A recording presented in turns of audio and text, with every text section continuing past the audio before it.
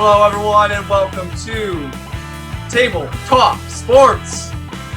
My name is High C, and I'd like to welcome my co-hosts, Big Play Nate, Bruiser, and Gunslinger. And now this is our debut episode of this new series called Table Talk Sports. And what we're going to do is share and analyze the latest information from the NFL, and once we get at the end of NFL season, other sports. So we're going to release an episode every single week on a Saturday. It should come around this time. If you like this video so far, please drop a like below. And if you want more of us, please subscribe. So if you're tuning in from the Midwest area, you should know Big Ten's back. And anyone out here, is anyone got a fan of Big Ten? Let's start with you, Big Play Nate. Do you like any Big Ten teams, or do you like any teams outside the Big Ten? I like every – there's at least one team in every conference that I cheer for. Okay. Big Ten has two that I'm a big fan of, and then two or three more that I like. Okay. Do you want to name those teams for us? Michigan and Wisconsin are the teams that I love, and some of the teams I like are Iowa, Penn State. Okay. How about you, Bruiser? Do you like any teams in the Big Ten, or are you more outside of that? I mean, you're from the fan of New Orleans Saints, as you can tell in the back. Yeah, and I'm guessing LSU. I mean, if you're from the New Orleans Saints area, you got to be an LSU fan too. Mm-hmm. What about you, Gunslinger? About the same? Yeah, I've got about the same. I'm a diehard LSU fan. I've had my heart broken many times in playoff games by New Orleans, but I'm still a fan. So. Be glad you're not a baseball fan rooting for the Braves. Oh man, they got just as much, if not more. The poor Braves. I mean, yeah. I mean, this is what we'll sort of talk about. Just analyze the data. I mean, today is all NFL. But as you can see, we might go into baseball sooner or later. We're not sure yet. We still haven't decided that. So anyway, we're about to get into our red hot topic. So stay tuned. All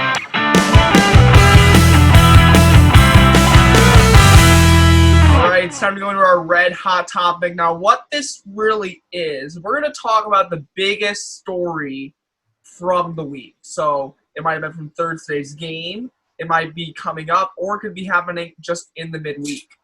And we're going to have one person or one group do one, and we're just going to rotate that next week. So we're going to start with you, Bruiser and Gunslinger. Tell us your red hot topic. So actually, as y'all know, coronavirus has been going on a lot. But one of the hardest states with coronavirus laws has now went out and stated that California will now allow fans to attend the outdoor professional sporting events up to 14,000 fans. But other states like Louisiana, why don't you go ahead and tell them about that? New Orleans Saints have allowed 3,000 fans in for Sunday's game against the Panthers, and they have therefore allowed 6,000 fans will be there next week if COVID rates do not spike in Louisiana. That is very interesting. So, wow, fans are back. I mean, you look at California, and I mean, fans, they're not many. I mean, they are one of the hardest hit states here in the U.S. with the pandemic, and now they're allowing them again. What do you think, Big Play Nate? I was happy when some of the NFL teams allowed fans. I watched the opening game between the Chiefs and Texans, saw some Chiefs fans there. Sometimes the COVID thing just seems a little overreacted, but I'm just glad people are starting to have fans more. They're taking some precautions to stop the spread, and everything's going fine so far. I mean, I've seen cheap. Real quick. Oh, go ahead. Example. Their stadium, California Stadium, can fit almost 80,000 fans, and they're only allowed to have 14,000. And New Orleans can fit 75,000. They're only allowing 3,000. Yeah, I mean, 75,000. That's still a lot of fans, though. That's still a lot of fans. And if you have a loud stadium like New Orleans, Kansas City, Seattle, yeah. I mean, the Seahawks. When will the Seahawks be allowed? That's a question I would like to ask because they do have an outdoor stadium. They should be allowed. I'd say my prediction: they're going to have fans around week 10, and if not, they're going to have them by the playoffs. But they're not going to want to play the entire season all quiet. I mean, You see some places use, like, the fake crowd noise. I mean, that doesn't work. I mean, you look at these games now, and you look at the scores, and they are just – they're crazy. Is that my question would be for you guys? What would if fans were back? How would the scores pre-fan compare with the fan scores? Like, how would that affect everyone? You, Gunslinger. For stadiums and teams like the Saints or the Chiefs or teams that have those fans break records for amounts of sound, it'll help them make the other team not be able to communicate. For example, whenever New Orleans played Tampa Bay, Tom Brady was able to communicate to his entire team, his entire offense the entire time, where typically they can't communicate at all because the fans are getting so loud. And I've been in Arrowhead Stadium, and that stadium is loud as heck. They get loud in that stadium, and it messes up the other team. It does. I also believe that it will affect a lot of away teams, as we saw in Week 4 with Saints Packers. Aaron Rodgers was very able to utilize the hard count in that game, which is an incredible asset whenever you're at an away game, which I think that will also diminish if fans are allowed back in the stadiums, and it will make away games harder for all teams in the NFL. Okay, I agree. My question would be then, Gunslinger, my bad. My question would be, if Aaron Rodgers can do the hard count perfectly fine against the Saints, what changed in the Packers game? I mean, we'll talk more about that later, but what happened in the Packers game if he can't do that? That's my question. I really don't know, because in the Packers game, even if he has 100,000 fans, it should be silent because the fans are there. I really don't know what happened in the Packers game. He very clearly was off, and we'll talk about that more later, but I think that he has been having to stumble through the past couple weeks. Okay. What about you, Big Play Nate? What do you think? How will the fan score compare with the no fan score as we've seen so far with this pandemic? I actually agree with them. I haven't done too much research into it, but I definitely agree because George Kittle actually said before the season, it's going to be weird playing at home with no fans, but if I can go into places like Seattle and New Orleans and concentrate, it'll help us a lot. So that's exactly what's happening with some different teams when they go into away games with generally loud stadiums with no fans in them. Okay. So that's our red hot topic, guys, and we'll be back in a second. But before we go, we want to thank you to our sponsor. Our sponsor today is K. Cooley Properties. If you're looking to buy a house, download the Keller Williams app. It's unavailable on all app stores, so we'll be right back.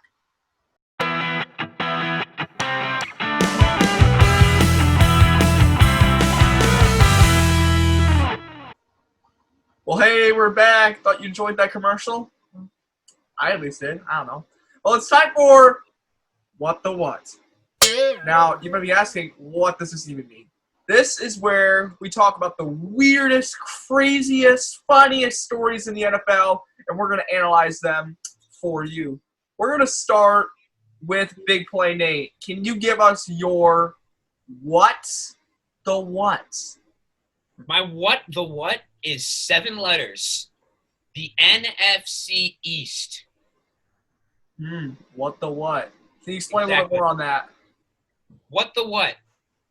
How can an NFL division, the top pro football league in the world, have a division when the leading team has only 2 wins?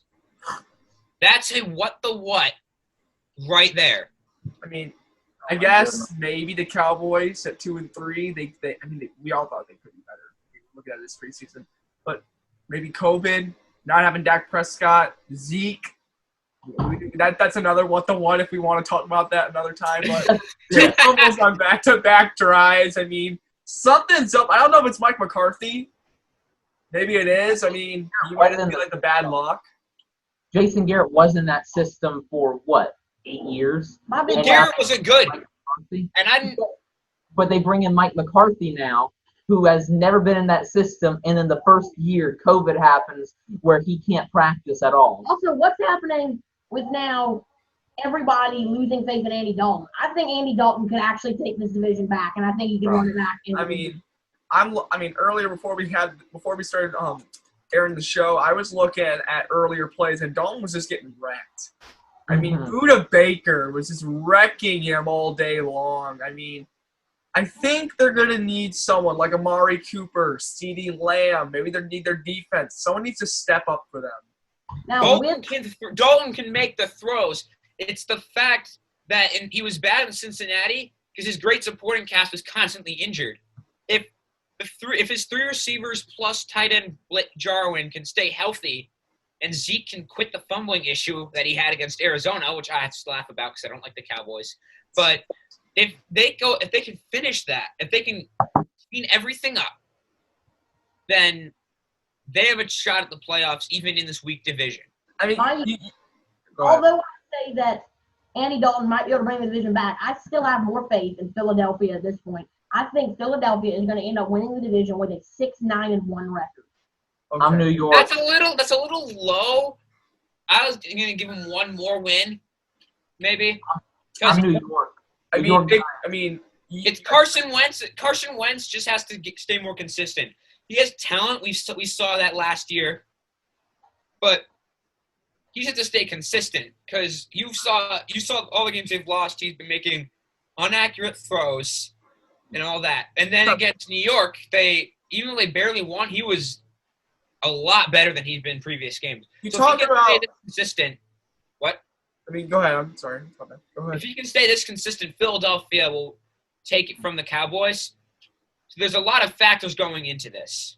I mean, I got two things to say. One, you talk about Carson Wentz. Why did they get rid of Nick Foles? That's still the question. And now he's like because Nick Foles is old. That's why. Okay. The only reason he's rejuvenated with the Bears is if you look back in Foles' history, he's not counting this year. He's only had good seasons with the Chiefs and with the Eagles. Both run similar offenses to the Bears. Okay. And my second thing is, you talked about you hate the Cowboys. I mean, you're wearing the Falcons shirt, man. Do we have to go into the onside kick now? We have to you talk about NFC, so we got to talk about the kicker now. I mean, do we have to? You can you can harass me, and then I can throw you out of this meeting. Oh wow, it's really really nice. Okay, so I'm gonna do my what the what. So Josh Allen.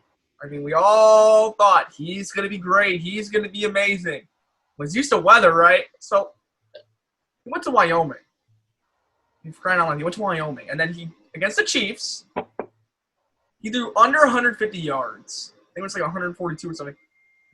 2 touchdowns, 1 interception. This is Josh Allen. And he did not perform. That's my what the what. Can I add that the Chiefs are one of the best teams in the NFL? But still, but that doesn't could have done better. That doesn't give an excuse for playing bad. It doesn't. But they're playing to do that against even an average team, then like for example, if he was to do that against a team, the Falcons, an average contender. Like I'm just gonna pick a random team from the air. Indianapolis, for example. Mm-hmm. They might be a little more on the bad side. I don't know, but if he has to do that against a team like that, there's no way he's. But as you saw, the Chiefs just lost to the Raiders. The Raiders, yeah, the Raiders. The Raiders had a breakout game. The Raiders, when you put all the attention on them, they falter. When you let them go unnoticed or start trash talking them, that blows up in your face because they win. They played at Buffalo, though. They played in Buffalo. And they played in the rain. If you're on the Buffalo Bills, you have to know your weather. You can play in any weather. Josh Allen, I believe this is third year. I think Josh Allen just third year, and he did not. He should have it down by now. This is the Bills' legacy, though. They do so well, but then they appear in 4 straight Super Bowls and lose all of them. This is their legacy. They have such good moments, and then they fall, and everybody calls them. Unless you take them on a Madden career or something, and then you start killing. Yeah. Now, while I say that the Chiefs, that they should have beat the Chiefs, I am not losing faith in the Bills yet. I have chosen the Bills to make it to the AFC Super Bowl representative from the beginning of the year, and I'm not losing faith in them yet. I believe that they will still be the AFC representative. I'm still torn on that because you've been like the football genius, but also I still can't. You still say the Falcons, Bro, and they're like 1-5. Can I add that we had Julio Jones lost for 2 games? We had faced Russell Wilson in his breakout first game. Our kicking team did not know the rules. And our defense had a meltdown against the Bears. So if you can put everything right, we honestly should be 3-2 right now. Excuses. Our only losses should have come to Seattle and Green Bay. Excuses. You're just Sound like you're doing excuses, man. No, I'm full of reason. If you want to listen, if you want to hear excuses, ask a Yankees fan after the team loses. They'll give you excuses. Ask any New York sports team fan, except for maybe the Jets, because they're always bad. But ask any New York team for an excuse. They'll give you one. I'm not trying to say the Falcons aren't good. I agree they have the firepower, and maybe they have a bad start. But if they're going to make the Super Bowl, they're going to start winning games like now. And they can. Their schedule has some tough matchups. 2 games against New Orleans, 2 games against Tampa, a game against Kansas City. But there's other games that they have a chance to win. I need to see them on Sunday. I need to see them tomorrow to really believe them. If they can play well tomorrow against the Lions, I might think they still might have a chance in there. All right. And we'll get to that. We'll get to that game in a little bit too. Yeah, in the prediction section. Gunslinger, what's your what the what? But before he does that, as I was saying before, Nathan and Owen got into a little debate there. If anybody doesn't know why they said Gabriel's a genius, we do little predictions every year, and he always seems to win it. So he's considered the prediction master, where I'm What did you call considered me? My name is Gunslinger. Gunslinger. That's y'all know his real name now. But but he's considered the football genius in our little group. Okay. Now, you can go ahead and say your what the Gunslinger. Yeah, move closer to the camera and let's see you, prediction master. Do your thing. Today, my what the what is, you might have heard of a man named Antonio Brown, who was arrested for many different things I'm not going to go into today. But he therefore was arrested and was suspended until week 8 of this year, and not being able to sign until week 5 of this year. He therefore retired and came back on the 3rd week of preseason. Today, he has gotten signed by the Tampa Bay Buccaneers to a 1-year deal. After being retired and re-signed, he's going to have his first game on week 9 against my favorite team, the New Orleans Saints. Now, my big question is, how did this even happen? It's because Tom Brady. 2 words exactly. I can give you 2 words how this happened. Tom Brady. Why do you think Gronk came out of retirement? Why do you think they're all going to Why do the Panhandle? you think Leonard Fournette chose to sign with them? I mean, everyone wants to go to the Bucs. I mean, But now you look at their record, they're not doing what everybody thought they would. Everybody thought they'd be undefeated. They go win the Super Bowl and Tom Brady's final hurrah, but they're not doing anything. They're not even the top of their They're still in the race for that, though. They're still in the race for, like, at least playoff contention. If they're not the top of their division, they're not doing what everybody thought they would. And all analysts that are in the NFL, they have said that Saints miss because Bucs are too good for them, and the Saints are leading the division right now. Exactly. The complete opposite of what everybody has said. And now I think Brady is realizing that, and he's trying to get another weapon, even though he has Mike Evans, Rob Gronkowski, O.J. Howard, and Chris Godwin. Chris Godwin, yeah. And Tyler Johnson. In the backfield. They have the weapons. They had the defense. Now they just got to put it together. I mean, what do you think, Big Play Nate? I want to see Brady, even though I don't like him, I want to see him find a way to return. But also, you have to remember, I don't like Bruce Arians, but at least he's not a cheater like his old coach was. I think they're the real deal. And the only reason I'm saying this is this. Let's look at the Buccaneers record. Let's look at the Buccaneers record. Let's look at it last year when they had Jameis Winston, all right? Tom Brady comes along. Jameis Winston leaves the team. They get the weapons, and look what they've done.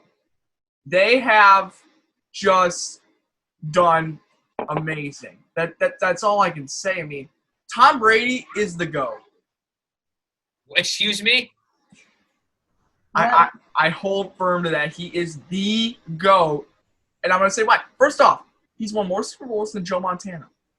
I don't care. Second off, Montana was the first quarterback to use a West Coast offense created by Bill Walsh. Did Tom Brady part-time invent his own offensive scheme? He was like a mid-round draft pick. He was like 4th round. So was Not Montana. probably 6th round, but also just to tell you, I believe that many other people. I'm not gonna go to the Drew Brees train, although I do believe that it's kind of biased because I'm a Saints fan. But of any number of quarterbacks, Brett Favre, he held the record for 10 years. Peyton Manning, he just got broken by Drew Brees. Tom Brady has no records. He's only won good Super Bowls because he had a team around him. Now that he's stuck on the Bucs, he's slowing down and he's fallen to the ground on a bad team, even though he has everything that everybody says he needs. Bill Belichick was his circle of hope. Now that he has left Bill Belichick, it is now like a child that just turned 18 and said, you know what, I'm done. I'm going to move out. And now he's moved out and he's seen the real world, the real NFL, and he's getting pounded. Thriving, though. He is doing well. He has a winning record. They're in 2nd place. He's on pace to make the playoffs. Were the Patriots ever in 2nd place? Did you ever see the Patriots in? But they're not. But they weren't in a division with anybody. And now that he's in a division with somebody, that's exactly what the point they're trying to make. Buffalo was good when Brady was on the Patriots like 1 year, but and then they went 11-5. Brady and Belichick. And now he's playing in a team.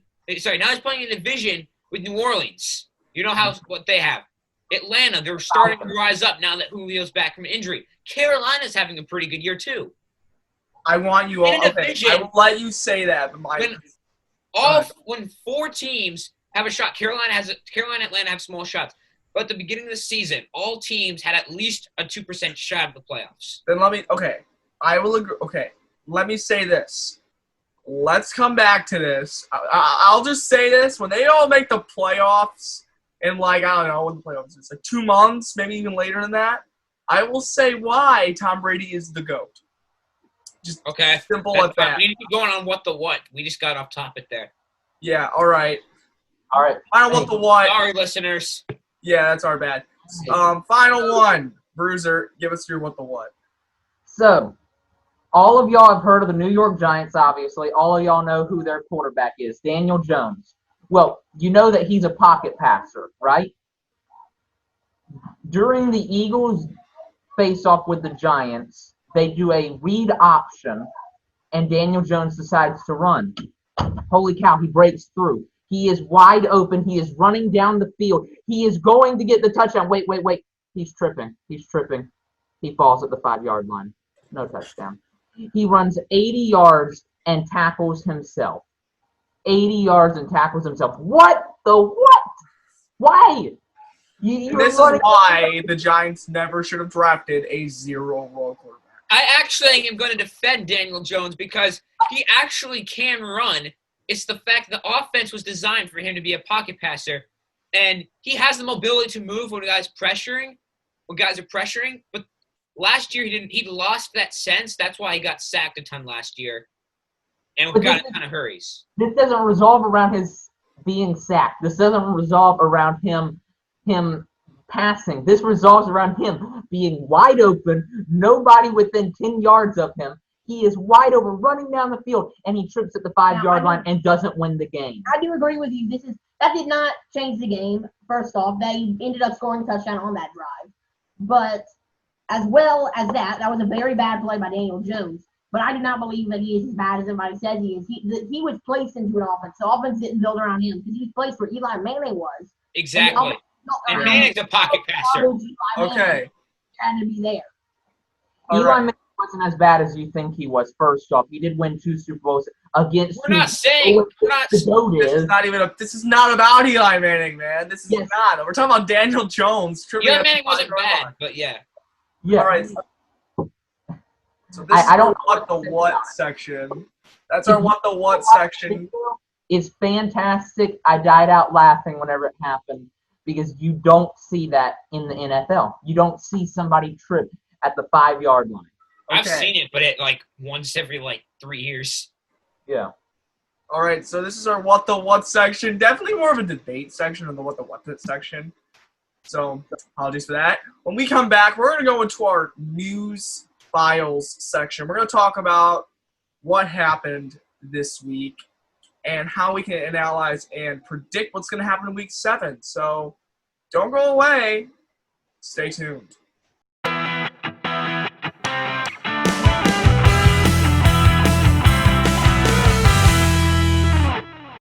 Welcome back, folks.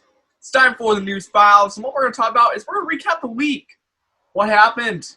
What are the reactions? And how can we analyze the upcoming week starting? Well, it already did start on Thursday, but all the games are going to be going on tomorrow and Monday. So we're going to start with you, Gunslinger. What is your news file for today? So my big topic of today is, as many of you know, Yannick Ngakoue, the former Jaguar, that happened in the offseason as the Jaguars were dumping all talent that they had for an unknown reason. Dumping Leonard Fournette, Jalen Ramsey earlier, and now Yannick Ngakoue at the beginning of the offseason. Just to the Vikings. Just now, Yannick Ngakoue has been traded to the Ravens just 2 days ago for a 2021 third-round pick and a 2022 conditional fifth round. If performs to talent, they will get the fifth round for 2022. Why? That's my question. You just brought in a guy, he has 3 season, and now he's gone? He's got 3 sacks. He's been doing good. I mean, yeah, good as he probably can do in that Vikings D line. Okay, my question would be then, when he goes to the Ravens, look at their D line. It's actually a decent D line. They are one of the best defenses in the league. Tied for second in sacks, tied for second in interceptions. They are first in the least. They allowed the least amount of points all season. Why do they need another one? And if you want to add in more detail, some of the guys there, you have Calais Campbell, you have Derek Wolfe, Brandon Williams, Pernell McPhee goes between linebacker and D line, and now Yannick Ngakoue. And then their secondary is amazing too. I mean, Marcus Peters, Earl Thomas, Marlon Humphrey. That's really good. The Ravens are going to be the team to beat in the AFC. It's no doubt about it because they've already been up. Adding Yannick Ngakoue ruins every other team. I bet it's Yannick Ngakoue. Yannick Ngakoue ruins every chance of any team's quarterback staying on 2 feet. It ruins any dreams of it because you've already seen that they have so many sacks. You've already seen that they will allow the least amount of points. But having him as an edge rusher means that the quarterback's never going to be able to stay on 2 feet, and they're not going to be able to get the ball off, and they might shut out teams 4 times this year. And you might even add that last year, no team blitzed more than the Ravens. They blitzed 50% of the defensive snaps. The second place team was Tampa Bay, with I think was at 46 or 47%. That's interesting. All right.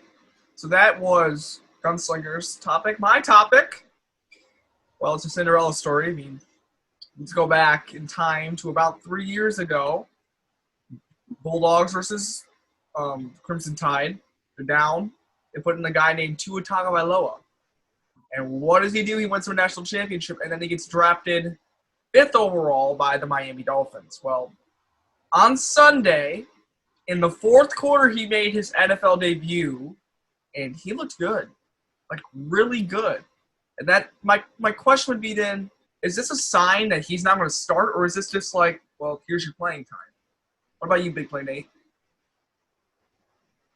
I'm actually glad they turned him into a starter because Fitzpatrick can make plays when he needs to, but he's already reached his potential and he's aging, and we don't know what Tagovailoa's potential could be. He could be a bust, he could be a Vince Young bust, or he could be a little. He might not be as good, but he might be similar to Michael Vick, or he could just be a normal quarterback that's not a star but good enough to lead a team.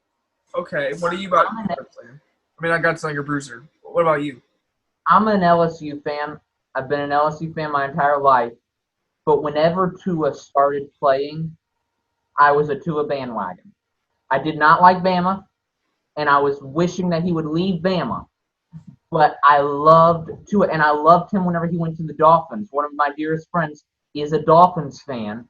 My grandparents are actually Dolphins fans, so. Yeah. He's a Bama fan and a Dolphin fan, so he was ecstatic whenever a Bama player went to the Dolphins. I've been cheering for him the entire time. I did not understand why the Dolphins started Ryan Fitzpatrick. Because if you start a rookie, you don't want to break in a rookie quarterback by that much. Like, you don't put a guy like Cincinnati's been doing it. Cincinnati's been doing it with Joe Burrow, and it's worked okay, but not every team. But then again, Tua was injured. You got to remember, Tua is coming off a literally season-ending injury. There's actually been an announcement that Tua Tagovailoa will start for the upcoming game on tomorrow, Sunday. Okay. And maybe not tomorrow whenever this video comes out, but hopefully tomorrow.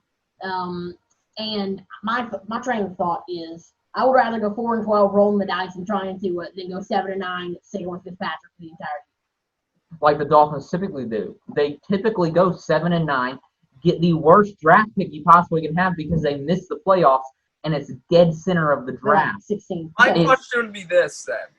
You're talking about Ryan Fitzpatrick aging. Don't they still have Josh Rosen? Is he still? Rosen is trash. But you're talking about a young guy, and you got Rosen still. Rosen throws more interceptions than I cannot believe I'm making this comparison. John O'Korn when he played for Michigan. I'm a really big Michigan fan, but O'Korn embarrassed me. But you look at like a guy like Jameis Winston. Jameis Winston was not careful. Look at him now. He's a backup for the New Orleans Saints. He's a backup. Because he's backing up Drew Brees, who's an all-time great. But it's still he didn't get any offers from teams for a starting job. He threw almost 30 picks. He did throw 30 picks. It was 33 touchdowns, 30 picks. How do you throw 30 interceptions and keep a starting job? Exactly. It's impossible. Even if it's John Elway who threw that many picks, they'd be considering benching him the next year because it's an unbelievable amount of interceptions. It doesn't matter if he threw 5,000 yards. It doesn't matter if he threw 30-plus touchdowns. Those interceptions lost them every game. And also, just to go back to Josh Rosen sitting on the bench. You can improve talent, but you cannot create talent. He has no talent. For saying that he's young. That's not really true. He has talent, but it's not there right now. He just needs to take some time. For saying that he's young and he can have a chance, and why don't we go back to Johnny Manziel's still young? I mean, we can It's future of the franchise. He's going to be the guy. Where does Johnny Manziel end up? I don't know. XFL. He's in the XFL now. He he is? Yeah. Oh, that's interesting. That is interesting. All right. So, Nate, what would be your news file for today? I'm actually interested in the MVP race because there's a ton of quarterbacks. MVP and Rookie of the Year. I have those two. Let's start MVP race because there's a lot of quarterbacks who have a shot at it. You have the everyday Patrick Mahomes, goes for however many yards he does every day. You have Russell Wilson, who's doing incredible. You have Aaron Rodgers, who I don't know how he's being this good when he only can throw to Devontae Adams. And you're forgetting the big name. We guess Alon Lazard, or however you say that. No. Lamar Jackson. Oh, yeah, I was about to say it. You have Lamar Jackson, who has potential again, but they're ready for him now. And then if you want me to throw in a wild card quarterback, you could even go you could even go Josh Rosen or if he's what? Why does it have to be a quarterback? Because we have many running backs. Josh Allen. Sorry, I meant to say Josh Allen, but Josh Allen. And then it might not even be a quarterback. Derrick Henry, Clyde Edwards-Helaire, Alvin Kamara. Clyde Edwards-Helaire, Alvin Kamara. You have many other ones that have been doing good in this season, but they're being overlooked because everybody's going gaga about Russell Wilson. He is a fantastic quarterback. Did you know that Russell? I think Russell's the only player right now that has big name guy hasn't won an NFL MVP yet. He still needs that. He hasn't gotten a vote. He's never got a vote to be MVP. Well, there has been many other big name people that have never won an MVP. For example, Drew Brees. He's never won an MVP. He's gotten second 8 times in his career, but he's always fallen just short. Mainly of Peyton Manning. Primarily of Peyton Manning, yes. Well, Peyton Manning, in my opinion, might be better. You guys will disagree with me, but I think he's a little better. Well, Peyton Manning was fantastic, but the year that the Saints went out and beat Peyton Manning in the Super Bowl, Peyton Manning won MVP that year. Oh, yeah. Even though Drew Brees had over 5,000 passing yards for the time in his career. Except that, well, they only take the regular season, so if they somehow are able to predict that he would... Playoffs do... Okay. They do take the regular season stats, but you also got to look at the playoffs, too. No, I don't think they do. Because I know for a fact, MLB, they put the MVP votes in before the playoffs, so that can't factor in anything. My question would be this. First off, who votes for the MVP? It's for Russell, me. By far. That's not my question. Who is voting for the MVP? Everybody votes. Well, that's my thing. Fans are going to vote for the MVP. They gotta factor in the playoffs too, because if a quarterback in the playoffs he had a really good regular season, and now he's just playing on fire in the playoffs, that affects something. Well, what about Lamar Jackson last year? Won MVP and he lost a playoff game to the Titans. We're the lowest seed. I'm not saying that the playoffs are. But then again, the Titans ended up going to the AFC Championship game and almost beat the Kansas City Chiefs. Derek. Titans looked good. And also, just because I'm saying that, they have to factor in the playoffs, doesn't mean that they must. I mean, you look at Lamar Jackson's, second season, rookie season, something like that, and he played amazing. It just depends on how they play. And I just think he had a better regular season. But anyway, it's a little off topic. So, yeah, you were talking about MVP race. What about you, Bruiser? I mean, you're going to finish us off with your news file. Well, as everybody knows, the Super Bowl is always held in February. Well, this Tuesday, Roger Goodell, the commissioner of the NFL, comes out and announces that they are going to postpone the NFL Super Bowl till March. Due to coronavirus and not being able to sell out the NFL Super Bowl, they will delay the Super Bowl till March, which will end up clashing with New Orleans, as you can see behind me, New Orleans Mardi Gras.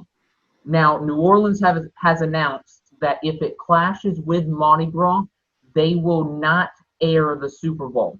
So Roger Goodell went and announced that he is delaying it another week to prevent the New Orleans Saints from not having the Super Bowl aired. I want to hear y'all's thoughts on this because the Super Bowl has always been held in February. Even whenever it wasn't called the Super Bowl, it was held in February. It's never been played in March. I have 2 words for you that might interfere with this. March Madness. First off, that's in March. Look at other seasons. They're just starting to pick up steam. You look at the NBA playoffs. They're coming around the corner, not far away. My question would be is, first off, why did they move to March? I mean, they understand that sell it out, but they have to be assuming that this is going to go much farther than they expected. Well, I'm definitely going to watch it. If the Super Bowl is played in March, like Goodell says this, if he doesn't move it back to February because the fans will sell it out anyway, if it stays in March, then I'm definitely watching over March Madness because I'm not a college basketball guy. So From State, man. You can only say that because that's the one thing you can brag about if you're Michigan State. Oh, okay, man. Anyway, the Super Bowl can be played whenever, as long as you don't delay it to June. If you delay it that long and try to get a sell out fans, there's no point in that. How does that affect free agency? Exactly. If I can ask you a question real quick. Go ahead. will this affect the draft? Because typically in March, the scouts are looking at the players right now, seeing who they want to draft, and they're already going through free agency. Is this going to affect the off season? I'm going to make this bold prediction right now. They will postpone the draft. What do you guys think? They postpone the draft to May. Okay, I think it's going to have a bigger effect on free agency than the draft because the draft scouts don't have to be at the Super Bowl. They can go. They can like plug headphones into their phones, listen to it while looking at players. They might not do that, but like they can listen to while they're driving to look at players. And the draft is not going to have a big effect on free agency being delayed another however many weeks to a month. That might have a bigger effect because you have guys that are going to be looking for jobs. Like if Antonio Brown stays in Tampa Bay for the entire year and doesn't get thrown out again, and he'll be back in free agency unless he decides to re-sign with them. Mm-hmm. Nick Mullins, he's actually a pretty good backup for the 49ers. He's going to be looking for free agency too. But we don't know if he will resign because you look at Jimmy G. He was hurt. I think he might resign. Yeah. Well, there are other players. I don't know who's going to be for the free agency stuff, but there's going to be some big free agents. I don't know who yet, but yeah, the free agency the Super Bowl in March is going to affect free agency the most. Okay. So that is our news file section. Next week we'll go into a little more detail. And what would happen usually next is what we would have like a guest debate section where we're going to talk about two things and we're going to like compare them. We'll have two guest stars every week come up. Now, since this is the opening episode, we will not have that this week. But if you tune in next week, we actually have a guest. We have a guest. I have a last-minute guest, but it's only one. All right, let's All hear right, well, we have one guest. That's going to come on next, though. All right. Well, you heard the man. Coming up next, we're going to have our guest star come on, and we'll be talking about the top 10. Stay tuned. After that, we're coming up to the top 10. Well, let's see what the guest star has to say. Coming up next.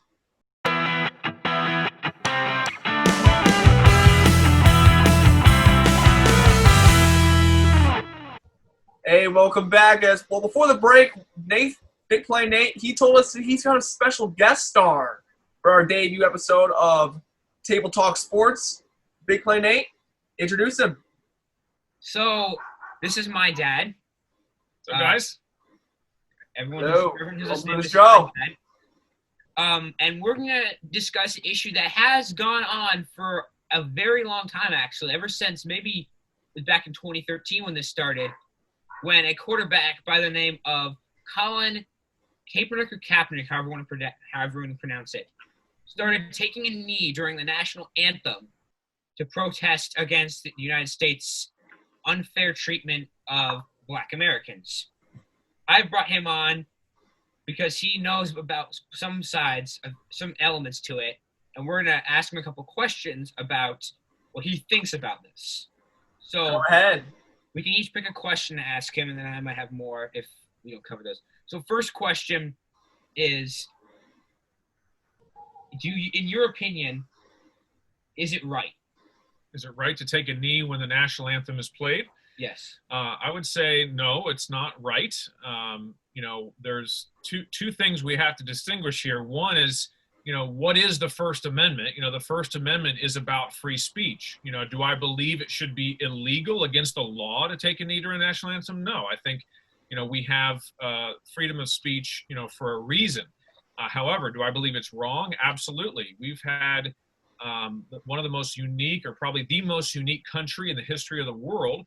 The freedoms that have been, given to us by our Creator and have been recognized in our Constitution. The way that it's been articulated, the freedom that we enjoy is the very freedom that makes football even possible, right? The fact that, we are seeing this game played and being able to, participate in whether at home or in the stadiums to whatever degree you're allowed, is all part of that freedom that is established in this country. If you go to a war-torn country, they're not playing football. They want to make sure they can get their basic necessities without getting shot or blown up, right? So they're not enjoying the freedom that we have in our country. And so they're taking the very freedom that our military has been defending for the last over 200 years with their own blood, and they're taking that freedom and they're using that freedom to protest the very foundations upon the ground in which they stand to make their protest. And so it's completely contradictory to be able to do that. Do I believe they should have a voice? Do I believe that we should deal with people recognizing, even as the Constitution says, that all people are created equal? Absolutely. Is there discrimination that goes on within our country? It does.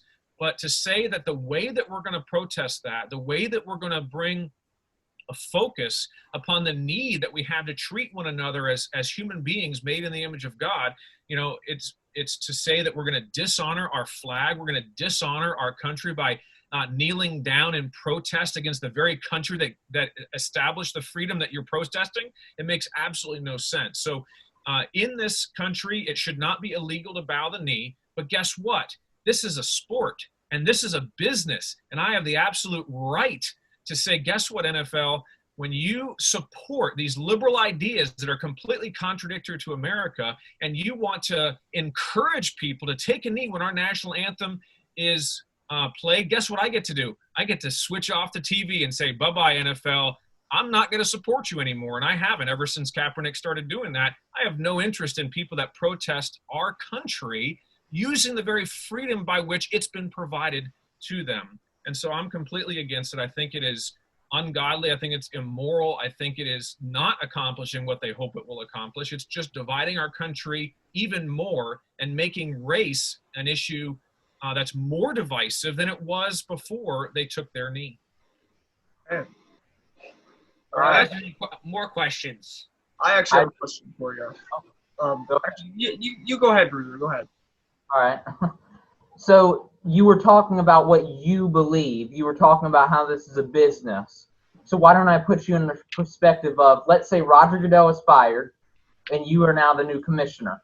What is your immediate decision on this to keep this business afloat and still give these people the way to get their message across?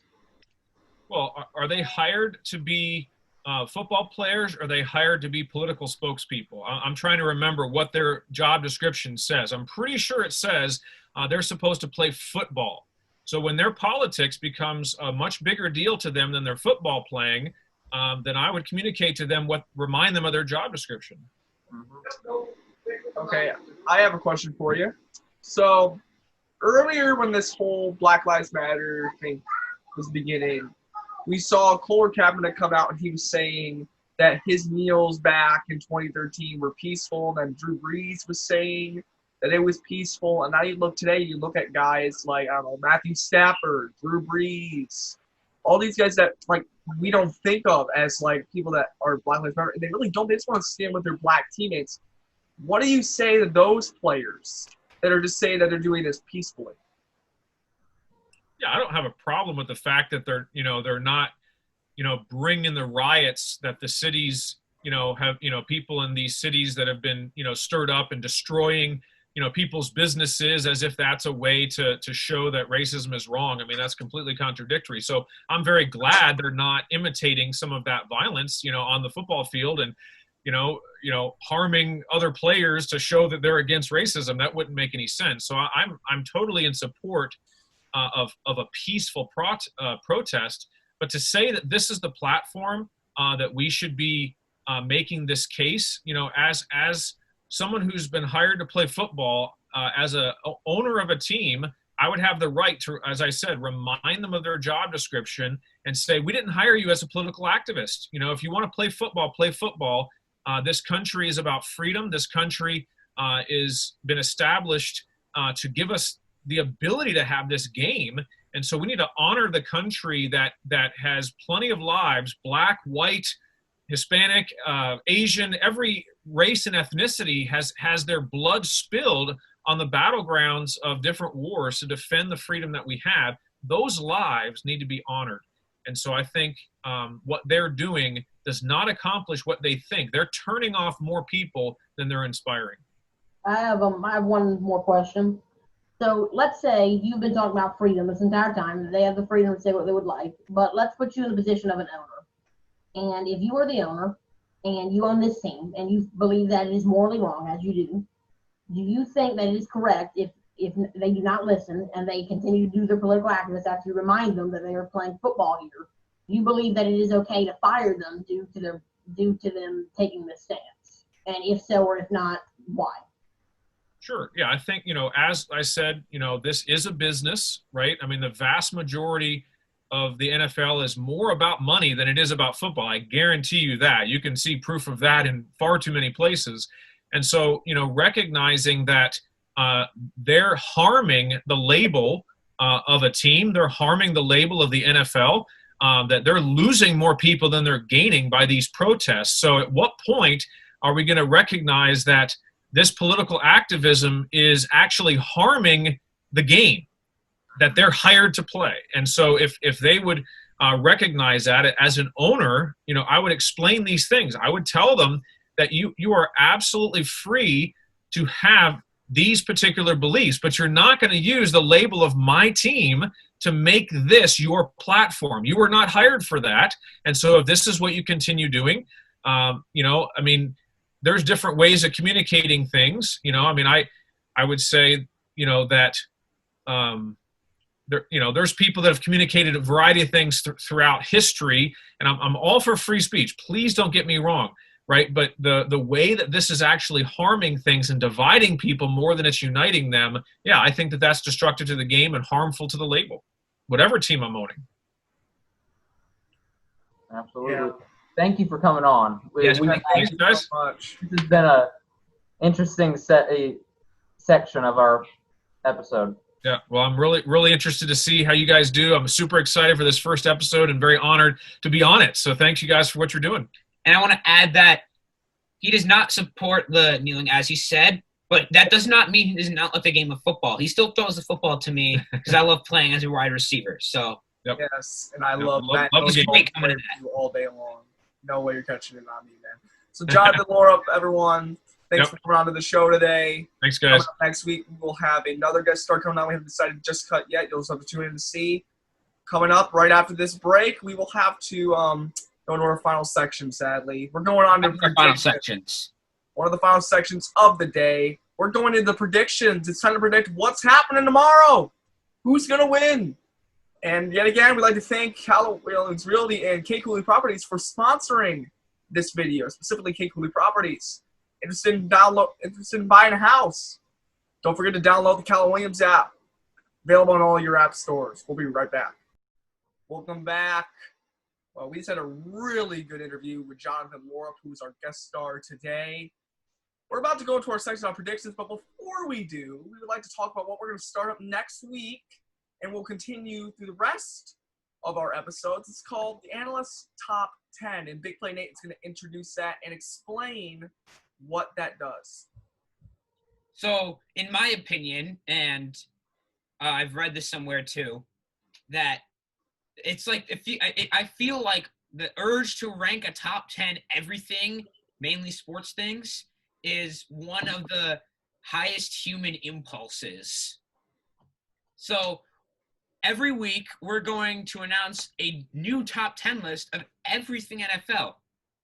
For next week, we'll have our top 10 list of quarterbacks.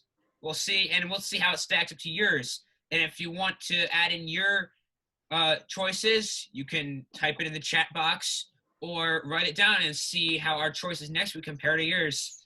NL's top 10, the quarterbacks. That'll be next week. Yes, feel free, guys. If you have questions, if you want to play Analyst Top 10s with us next week, please drop a chat down in the comment section below. We'll try to answer that next week. We'll answer one of the top questions next week that you give us. We'll definitely. Yet again, drop a like and subscribe. Now, when we come back real quick, we're going to talk about our predictions, so stay tuned. Well, we're back. Thank you, Big Play Nate, for introducing Analyst Top 10. As I said before, please don't be afraid to do top 10 with us. We're going to go into our predictions now. And what we're basically going to do is we're going to figure out who is going to win. What is the score going to be? And we're going to look at all the week 7 matchups. I mean, No, not all of them. doesn't count. I mean, Eagles-Giants doesn't count. They already played on Thursday, so yeah, it really doesn't count. We're going to start with the first Sunday game. Let's start with you, Bruiser. Big Man Nate's going to give us some give us some of the games tomorrow, and you are going to predict the scores. And we're going to start with you, Bruiser, then we'll go to you, Gunslinger. Then I'll go here on High C, and then we will end with Big Play Nate. We're only doing 7 games just for this week. So go ahead, Bruiser. So the first game that we're predicting, I'm going to ask all of you the question. First game, Atlanta Falcons versus Detroit Lions. Who wins and what's the score? Bruiser. Well, so if you look at the teams, the Falcons have a better team, but the Lions have been on a little streak. I don't think that streak will continue. I think the Falcons will end up winning. I think the Falcons will win 35-14. That's a pretty big score there. And just so anyone who's listening knows, High C here is a Lions fan, and as you can tell, I'm a Falcons fan, so we have a little interest in that game, as you can tell. All right. Gunslinger, what's your prediction for this game? I actually have a very similar impulse to Mr. Bruiser here. I believe that the Falcons do have a better team, and I believe that they are going to win this game. And I think the Lions are going to flop actually to the same score as him. I say Falcons 35-14. High C, I know you're a Lions fan, but I wonder if you can make an honest prediction on this. What's yours? I am going to make an honest prediction on this. I am not sure if the Lions playing home or away. The Lions are playing away. We're in Mercedes-Benz Stadium. Okay, so that does play a factor, but I do think that Matthew Stafford definitely is going to have a breakout game. I think he is ready. I think DeAndre Swift is ready. I think Marvin Jones is ready. They are going to win, but I'm not going to make it just such as a breakout as you two. You two have a breakout. It's not going to be a huge crush. I say the Lions win this one 24-20. Lion viewers, don't get any hopes off of his statement. Oh, you just be quiet, man. Look at the Falcons. They were okay. I will admit that they did do somewhat well against Kirk Cousins. Somewhat well. Our defense finally played like it needs to, and we beat them by like 23. Finally. They haven't done all year. If they exactly. We are back there. We were talking about this earlier. We were talking about this earlier about are the Falcons for real? No, they're not. But if they do win this game, I might have to start saying they're for real. I mean, I'm not going to bet anything like I did against the Saints. I mean, you guys – You lost that one. You viewers don't know this, but I made a bet here with Bruiser that the Lions would beat the Saints. And how did that go? Not well. So next episode, most likely you'll see me in a New Orleans Saint t-shirt. So prepare for that. All right. Then my little prediction on this game, same reason. The Lions have gone on a streak, but let's check on – I have a schedule here. Let's check who they've won against. They've beaten a trash Jacksonville team, and their other win is the Arizona Cardinals. Has come against the Arizona Cardinals, which came by luck, which wasn't really that – I don't think it was – If you're a Lions fan, there's no such thing as luck. It's called you have a really good guy leading. You either have bad luck or the other team fails. So, and the Falcons, we have Julio Jones back from injury. And if anyone was watching that game, you saw him have a really good breakout game. I have a big win in this one. Falcons beat the Lions 42-24. If you're a Lions fan, any of your wins is defined as luck. No, the Jacksonville one was not luck. The Jacksonville win, I will say, is skill. Jacksonville's not as good as Detroit, but beating Arizona was luck. I will say that. All right, Every game ever now is I had Calvin Johnson at one point and we still couldn't make the playoffs. So that's my feeling on this. The Big Play Nate, what's your second game? Second game, I'm going to go back in the same order. Bruce, you're going to make the first prediction. Cincinnati Bengals versus Cleveland Browns. Who wins this one? So Cincinnati has a young quarterback. They have a very young quarterback, actually. And if you know me, I'm a huge Odell fan. And I have to say the Cleveland Browns win 28-17. Odell gets over 100 yards. Oh, gosh. Oh, It was wow. really good until you said Say Odell. the score. Can you say the score again? I couldn't really hear you. 28-17, Cleveland. Okay. What about you, Gunslinger? Okay, for me, like you said, Cleveland's been a very strong team this year. They're 4-2 right now. They've been a strong, solid team. But I have to say, I got that Burrow juju. I'm calling upset. I'm saying it's Bengals 35-28. Oh, wow. Shootout. Burrow hasn't thrown over 3 touchdowns in his career. That doesn't mean it's all going to come from him. They got Joe Mixon. Yeah, kind of. All right, listen to this. If this was called Comedy Saturday, Gunslinger would be like the head of the show. Exactly. Joe Mixon? I see. What's your little idea for this game? Okay, so the Browns just got their butts whooped last Sunday against the Steelers. That's not gonna help their morale when they come to this one against the Bengals. I have the Bengals winning this one. But it's not gonna be a shootout. It's gonna be 24-14. I mean, let's be real. It's not gonna be 35-28. So you only have 3 less points for the Cincinnati Bengals than me. Yeah, but I still think it's going to be really close. I mean, it's not going to be a breakout game. As much as Mr. Gunslinger wants to say, it's going to be a breakout game. Joe Burrow's going to throw over 3 touchdowns. It's not happening. Yeah. Well, I have to say this. Cincinnati has the potential. You have A.J. Green, who I don't know if he's injured or not again, but he still is pretty good. Burrow is young. He still needs to harness this. Baker's inconsistent but has the talent. And in this one, it's not going to be close, but it's not going to be a blowout. Cleveland Browns win 31-21. Okay. That's yeah. I don't think they're going to get that many. Baker's overrated. He's really overrated. Baker's they only say that he's overrated after he has an inconsistent game. Take Pittsburgh and Baltimore, their matchups against them, for example. He was horrible, really inconsistent, but in the wins that they've had, he's been great. It's Johnny Manziel all over again.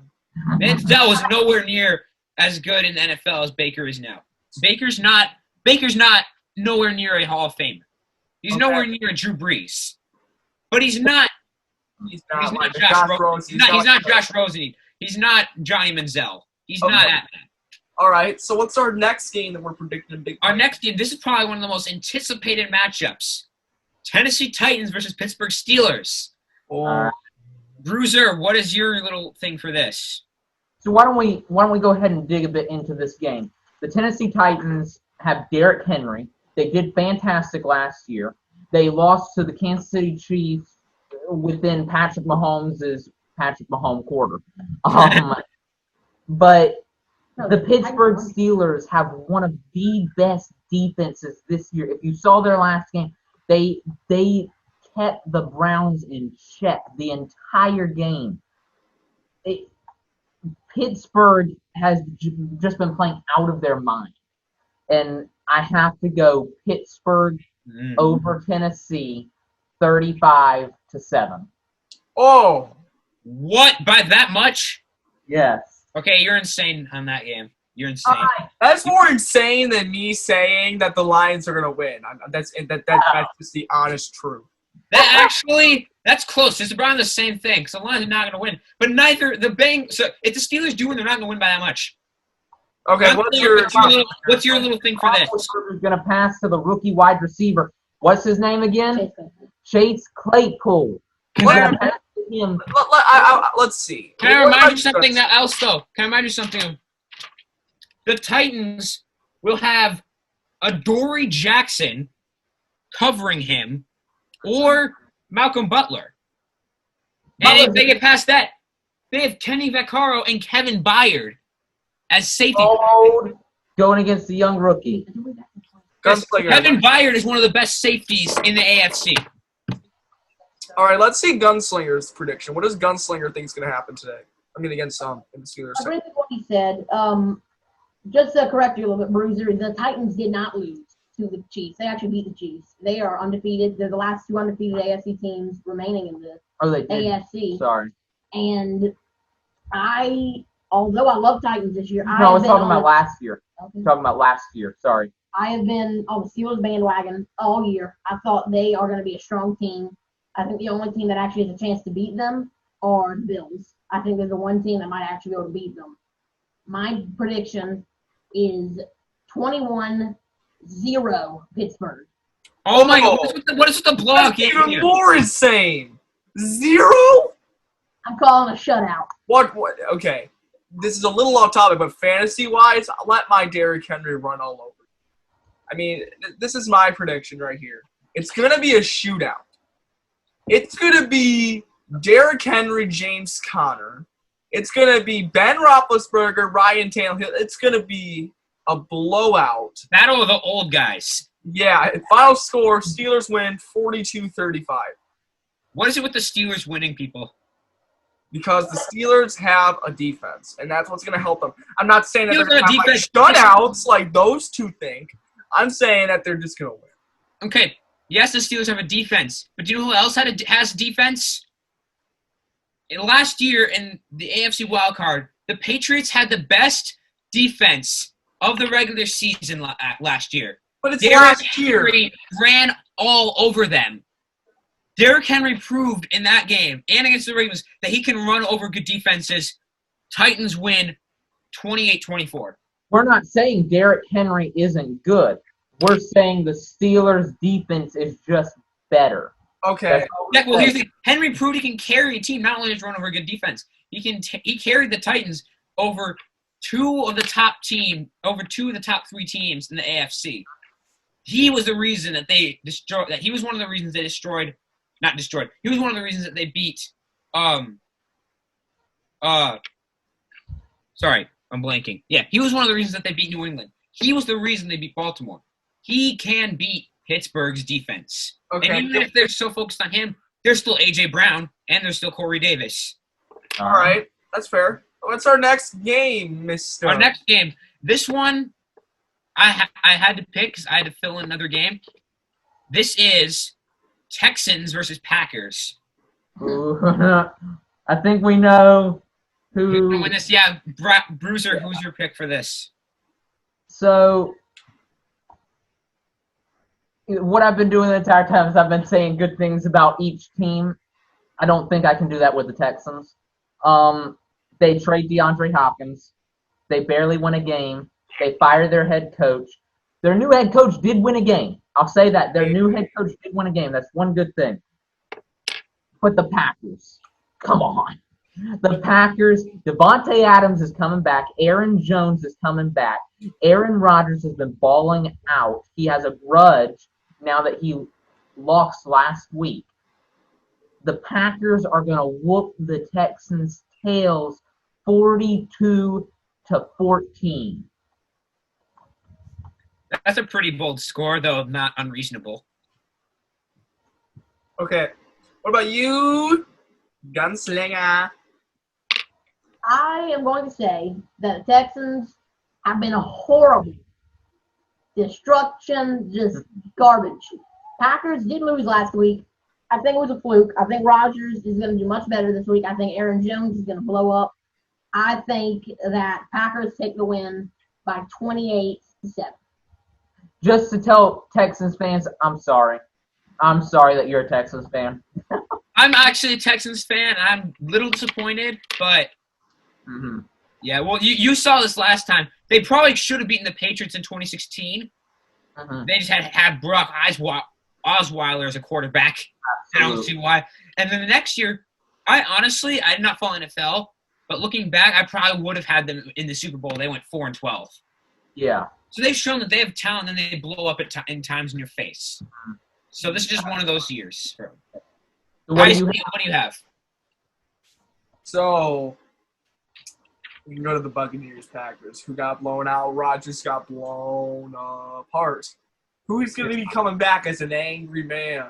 Aaron Rodgers. Aaron Rodgers is always angry. The whole Packers team is going to be angry. Aaron Jones is going to be angry. Devontae Adams is going to be angry. Rodgers is going to be angry. Packers just whoop them 35-21. 35-21, all right. What about you, Big Play Nate? So, I'm a Texans fan, but I am disappointed. I don't see how Rodgers is able to win throwing to just one, maybe two guys. But in this game, he has his best guy back. Adams is going to be mad watching his team lose from the sideline. I don't know if he played. So but the Texans are going to have a pretty good game because the Packers defense is not going to do well, but I still have Packers winning. Packers will win 34-24. All right. Okay. All right, let's do one more game. I have actually three more. We can get through them quick. Okay, let's do them then. Give us one of them. We just got to get through them quick. Number 5. Speed round. Let's do Rule of this you one. have the quarterback who everyone models after, and you have the guy who could be the next one of him. Russell Wilson versus Kyler Murray, Seahawks, Cardinals. That little rivalry there. Bruiser, what's your pick? Let's make it quick. Seahawks versus Cardinals. This is a hard game to predict because you have, on the one hand, the Seahawks who have just been rolling over every team in existence. They're sitting in their chairs and they're still beating them by 35 points. But then you have the Cardinals who have Kyler Murray, the young version of Russell Wilson, and then has DeAndre Hopkins to pass to. Don't forget Larry Fitzgerald. Don't forget Christian Kirk. Yeah. Buda Baker on defense. So no matter what, the Seahawks are going to at least put up 28 points. You have to already know that. So I'm going to say the Seahawks score 28, and the Cardinals go for the win at the end of the game and lose because they didn't get the 2-point conversion. They lose 27-28. This is something good. to talk about our game. We have a game coming up, like a little mini game. Susan on these predictions called, I don't remember what it was called, Grab It or Trash It. So we'll have maybe have to bring that one up, like Grab It or Trash It. What do you think? Well, we're going to quick run through the rest of the games, and we'll get to that fun game. I guarantee you guys who are watching us are going to like it. So let's try to run through these as fast as we can. Just give some small reasons. Gunslinger, what do you have for this game? So I say Cardinals, very good team. Seahawks are just too good. They have been playing like they're in a video game and they're playing it easy. They are going to win 42-21. DK Metcalf. Yes. We can just do that all day long. And they haven't seen your DK Metcalf. Come on, man. You Seahawks fan, you can't even do the DK Metcalf. Do I ain't doing that. it. Yeah, do it. So, He'll do that at the end, folks. He'll just do that at the end for You'll you. do that and predicting DK Metcalf will go berserk. Oh, my gosh, no. Okay, my turn. We all Yes, know how yeah. these teams are like the breakout. They're both going to make the playoffs. It's not even a question. I am not to agree with Gabriel, with Gunslinger. They're like in a video game right now. They can't be stopped. Russell's just going to throw 90-yard bombs. He's going to hustle out of the pocket. I doubt it's going to be 90 yards, but yeah, he can throw far. That's for sure. He can throw it far. He can run. He can run far, too. He can throw short. He can do it all. Kyler Murray, he's good, but it comes down to defenses, too. And I just think the Seahawks defense is a little better than the Cardinals defense. And I have the Seahawks winning this one 35-20. What about you, Big Play Nate? And I agree with you. Seahawks are have done really well over this past. They both have really good offenses. Both have really good receivers they can throw to. And as you said, it comes down to defense. They both have great defenses too. If you look at it, Buda Baker had a breakout year. Their pass coverage, I think, might be doing has the potential to be doing really good. But in the end, Russell just has more experience. He knows how to control the game. I have the Seahawks winning 38-21. I have the closest score out of anybody. You can just drink. All right, we got time for a couple Now more next, games. all right. Let's try to get it really quick here. We don't have too much time. 10 seconds for each person. Let's do that. Let's make it fun, folks. It's top for one. We got 2 games left. Patriots versus 49ers. Go. Patriots versus 49ers. Yeah. I'm going to say 49ers hold the Cam Newton in check 7-21. Oh, Wait, say again? 7-21 is what he said. That's an interesting story. I'm going to disagree with you on that one, but I'll 49ers hold Cam Newton in check 7-21. Sorry. Berserk. Okay, what about you, Gunslinger? I'm going to say that 49ers have been a garbage team this year. Patriots are looking good. I'm taking Patriots 28-3. What? Okay, I actually like it, so don't go what.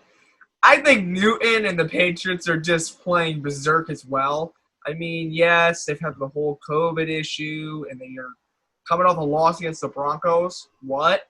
They're going to be out for revenge. Patriots are going to crush the Niners 31-10. Yikes. Okay, I have to disagree with you. They did get Cam Newton, but let's not forget, who was Tom Brady's backup when he was suspended 4 games for deflating balls? Jacoby Brissett and Jimmy Garoppolo. Both traded. Garoppolo, he's not going to have a grudge against them, but he's going to have a little motivation playing against a team that didn't start him. Of course, they had Tom Brady. But he's going to have a little motivation. It's going to be a close one, but the 49ers are going to win 31-28. Okay, final game, boys. What is it, big Final game. This one I think might be postponed, but whenever it does, we have some predictions for it. It's Raiders versus Buccaneers. Go Raiders versus Buccaneers. All right. There we go. Raiders versus Buccaneers. Oh, okay. I think Tom Brady will show his age in this game. He will only throw 2 touchdowns, and those are the touchdowns that they'll get. Raiders will win 14-28. They'll go ahead and beat another Hall of Fame quarterback. What about you, Bruiser? I am saying that this game is going to be a showing of what Tom Brady really is. I say this is going to be run over. I'm going 49-7. Holy moly!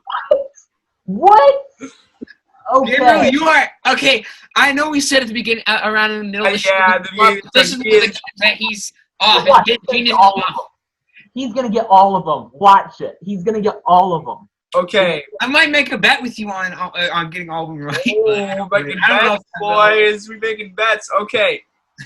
So we will. Okay, we can go back. What did the Raiders do? They beat the Chiefs.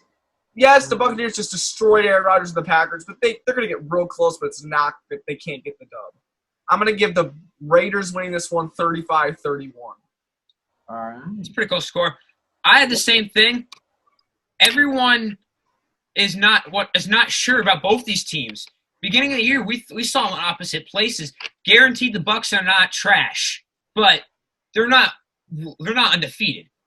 Uh-huh. So, and everyone thought the Raiders were going to be trash. Look at this. They beat the Chiefs. So, I'm going to have the Raiders putting another team in their place in this one. Raiders win 35-31. Oh, same score. Okay, so those are our predictions. And now, before we go into our final part of the show, it's time to play Grab it or trash it. Big Play Nate's new latest and greatest creation. Where we have the clapping. Hopefully, I'm not the only one clapping. You should be clapping, boys, back in you're watching this on YouTube. But let's go. Big Play Nate, can you explain how this works? Okay, so I'm going to give you a couple different scenarios about what could happen on Sunday. Also, maybe other things that happen during the year.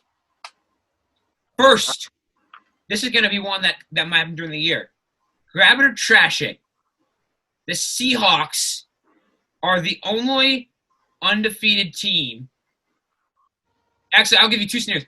Which of these actually, no, never mind. Sorry, I messed up on that. Let me rephrase this. Grab it or trash it. Seahawks go undefeated. Hi, C, what do you say to that? Trash it. I don't think they're going to go undefeated. I think there's some team. I most likely think it's going to be in the division. If I'm wrong and the Cardinals win them tonight, I wouldn't win them tomorrow night. I wouldn't be surprised. But some team in the division. You look at the Niners. They beat the Rams. I think the Seahawks are good, but I think they're just going to run out of steam somewhere in the season. Now, I'm not saying that when I run out of steam, I'm not saying that they're just going to go lose every single game after a single point. No, they're going to lose at least 1 or 2 games this season. Which, you look back in history, you look at the Bears, they lost 1 year, and what happened? They're going to win the Super Bowl. So, I mean, I don't think they're going to go undefeated, though. But just if you're not a complete expert in NFL history, the 1985 Bears have my pick for the greatest single-season team. They were 15-1 and demolished the Patriots 47-10 in the Super Bowl. Bruiser, what do you have? Grab it or trash it? Seahawks go undefeated. I'll have to trash that one. I think the Seahawks toward the end of the season will not be able to move any more spots, and they'll bench their players in the final 2 games and probably lose those because it's going to be a team like the Bengals or somebody like that. I don't know if they played them or not, but it's going to be a team like that where they have nothing to lose. They're going to get a bit of playing time for their young guys, and they'll just go beat the Seahawks because the Seahawks have all their backups done. All right, yeah, let's try to keep these answers a little shorter. I mean, that's my bad. I was a little long. What about you, Gunslinger? So everybody knows from a lot of people, especially you guys, know that I am huge on Russell Wilson. I think he's going to win MVP. I think he's going all the way. I think he could win the Super Bowl this year, possibly. Definitely within the next 3 years. But I think this question is unbelievable. I'm trashing it. No team in the next decade is going to go undefeated. I'm going to have a little thing. I'm debating. I'm not going to give a full-on answer because, when's the last time a team got undefeated and won? It's only happened once, 1972. But if you grab it, trash or hold it, he's going to hold it then. He's going to hold it. Grab, trash, or hold. Grab, trash, or hold now. That's what we got to do. I'm not going to give my choice, mainly because I don't have one. But if you look at their schedule, Arizona, Buffalo, and San Francisco are the only roadblock teams that might give them a challenge the rest of the way. All right. Okay, give us another. I don't know. But next little scenario. Since we have a Lions and a Falcons fan here present, 2 more. Matt Ryan and Matthew Stafford both throw for 3 touchdowns. Grab it or trash it, I see.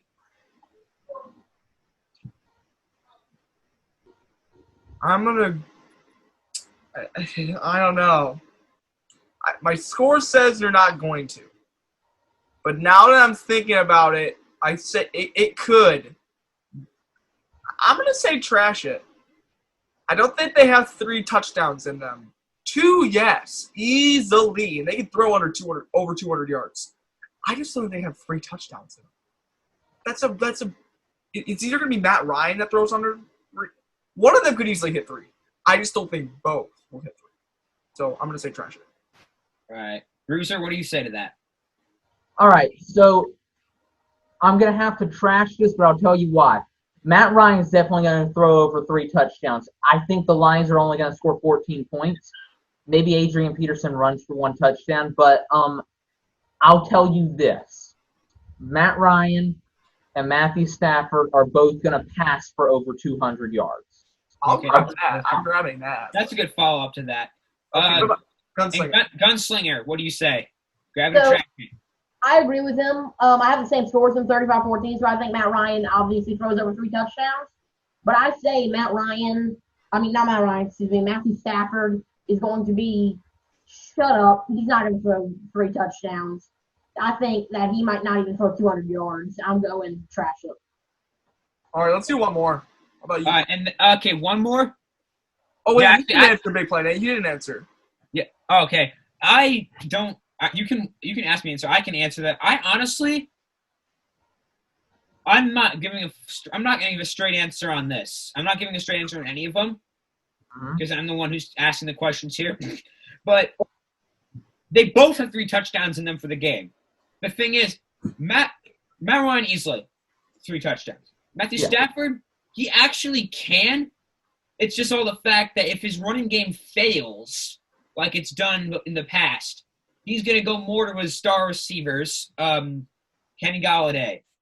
T.J. Hawkinson actually had a pretty good game. Marvin Jones also is not. Yeah, I have the Lions scoring 24 points, which is 3 touchdowns. All of them can come in the air, so Stafford has a good chance at getting 3 touchdown passes. Last one. I don't know why I was finding it hard to do it, but OBJ 100 yards because I think that's happening. Okay, you can do that one later, but I have actually 2 more. Russell Wilson, Kyler Murray. They can both drop back and throw, but they both can run. They both run for 30 yards or more. Grab it or trash it, high seed. I'll grab it. I think Okay, that's the first grab it. That's I think interesting. with the defense blitzing, it's really going to let Russell get out of the way. It's really going to let Kyler Murray get out of the way. And once those two are in the open field, they are just deadly. They have the ability to juke. They have the ability to break tackles. These are the guys that can hustle out of the pocket and do amazing things. Now, yes, Russell's sort of more of a pocket passer, and Kyler Murray likes to get out. But still, I still think they're going to get over 30 yards. So, yes, I'll grab that one. Okay. Bruiser, what do you think? I'll do you one better. I'll call Russell Wilson 50 yards and Kyler Murray 70. They are going to run all over the defenses. They are going to have read options going on. The coaches are going to go berserk and have this is one of the most rushing games for the quarterbacks. It's going to be Kyler Murray versus Russell Wilson, full on what we want. I'm calling Russell Wilson 50 yards and Kyler Murray 70. So instead of grab it, another grab it. Gunslinger. Grab it and rob every single thing. Like just do, like grab. I'm grabbing, doubling it. Yep. You're grabbing Grab their chair. You grab it, you put it in the bowl, you stir it up, add some more things. Yeah. Yep. Gunslinger, grab it or trash it. I have a very similar impulse to him. I think that they are going to run all over everybody. I believe that they're both going to get over 50. I'm going to grab this one, and I'm going to run. What about you, Big Play Nate? Run just like As I said, I'm not giving a straight answer, but I'm going to give a little more detail for mine. I'm going to say they're both going to try to go in the air at first, maybe a little like rushing with their running backs, but it's going to be more of a passing game to see if they can test their opposing secondaries. If the secondaries perform, like let's say if Murray's testing them with Fitzgerald and Hopkins, either he makes a bad throw, too many bad throws, or if they're just outplaying him, he's probably going to run a little more. Same thing with Russell. So they both have a shot at getting past 30. They might even both get to 50. Mm-hmm. All right, let's see. Final one. Big Play Nate, hit us. The Browns make it out of the first round of the playoffs. Well, sorry, the Browns or Raiders will either go to the playoffs and make it out of the first round. One of those teams. Give which team. Okay, give which team you think for a grab it, or trash it if you don't think either will. High C, what do you say? Oh boy. I'm gonna have to go with trash it. Now, I will say this. Let me get a little more detail. Both will make the playoff.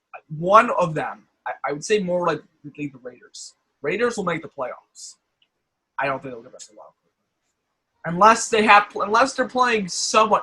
That's the hard thing about playoffs. If this was like an episode where I knew the playoffs, like they made the playoffs, I knew who they were playing, I could easily predict that.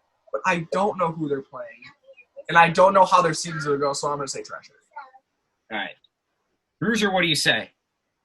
All right. I think both of them will make the playoffs.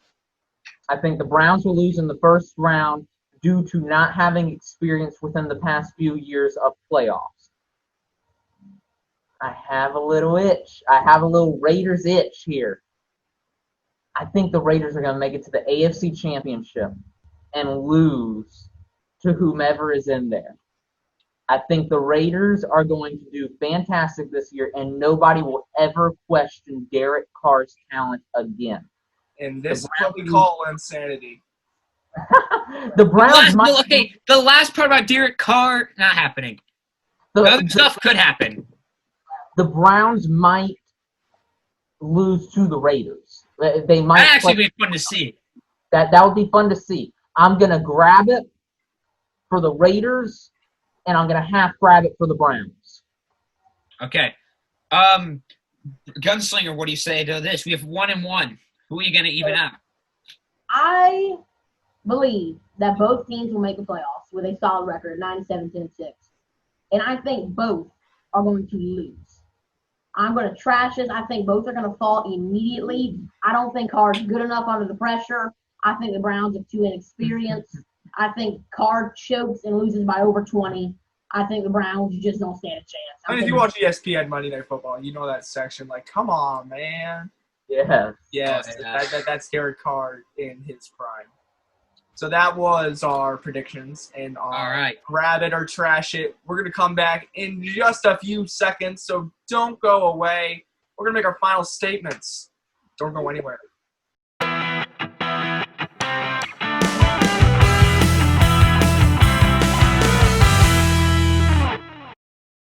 Well, folks, welcome back from that lovely 4 to 5, 6 second break. Well, it's almost at the end of our show. We hope you've enjoyed it. But before we go, we're going to do some funny, bizarre, crazy facts and statements. So I'm going to start. Here's a crazy stat that happened. Ryan Fitzpatrick is higher up on the all-time career passing list than Ya, Tittle, and Troy Aikman. What? Just going to let that settle in your minds for a couple seconds. Ryan Fitzpatrick. That's insane. That's insane. So, yeah, when I looked at this, I was like, that can't be, but yeah, that's interesting. So let's go to Bruiser. Bruiser, what was your crazy thing to end this out? So, if you don't know, the oldest player in NFL history was George Blanda, who played quarterback and kicker, and he played to the age of 48. Adam Vinatieri on December 28th will turn 48 and tie George Blanda's record. Currently, Adam Vinatieri is overcoming an injury from last season toward the end of the season. The Indianapolis Colts have mentioned that they might re-sign him. Right now he's in free agency working on himself, but they said they might sign him whenever he is not injured anymore. But on December 28th, we will have a guy tie the record, and possibly next season have a guy 1 year away from playing in his 50s. Think about that. Oh boy. Playing in his 50s. That's crazy. What about you That's guys? Football of all sports, too. There's Football. baseball players. The oldest baseball player was like 46. Yeah. Tom It's Brady like 44. Tom Brady is like 44. So Tom Brady's actually my dad's age. He's like 43, I think.